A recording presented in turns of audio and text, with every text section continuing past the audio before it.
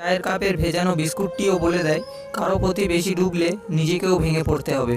খুচরো পয়সার আওয়াজ সবসময় বেশি হয়, কিন্তু বেশি টাকার নোটে কোনো শব্দ নেই। তাই সকলকে নিজের মূল্য বোঝাতে সবসময় চুপ থাকো। সময় তোমার মূল্য ঠিক সকলকে বুঝিয়ে দেবে। আত্মসম্মান, এর থেকে বড় আর কিছু নেই। কেউ তোমাকে একবারের জন্য ছোট করলে তাকে চিনে রাখো এবং তার থেকে দূরে থাকো, কারণ প্রশ্রয় পেলে সে একই কাজ বারবার করবে। সকাল না হওয়া পর্যন্ত ফুলেরাও জানে না সে শ্মশানে যাবে নাকি মন্দিরে। তাই জীবন যতদিন আছে নিজের মতন করে বাঁচুন।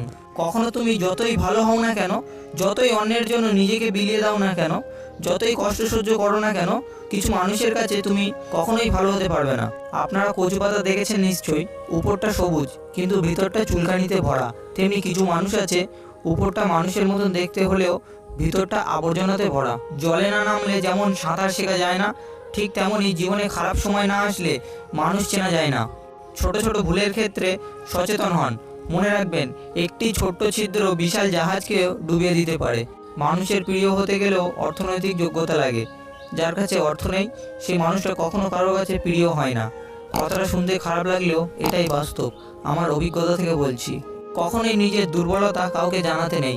অর্ধেক লোকই তোমার কষ্টটা বুঝতে পারবে না, আর বাকি অর্ধেক তোমার দুর্বলতার সুযোগ নেবে। নিজের শরীরকে প্রয়োজনের চেয়ে বেশি সাজিও না, কারণ সে তো মাটির সাথে মিশে যাবে।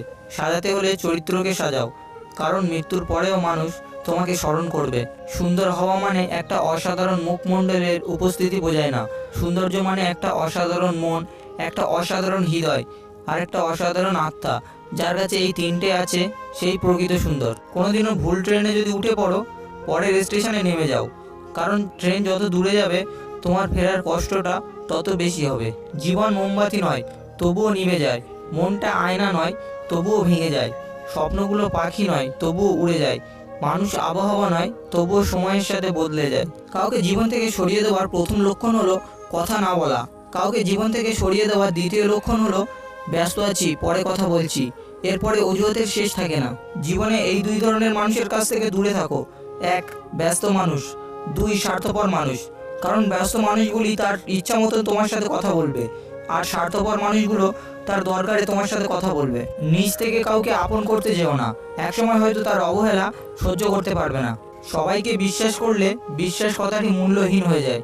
শেক্সপিয়ার বলেছেন, যা তুমি দেখাও তার চেয়ে তোমার বেশি থাকা উচিত, আর যা তুমি জানো তার থেকে তোমার কম বলা উচিত। কবিগুরু বলেছেন, ক্ষমা তাকেই করো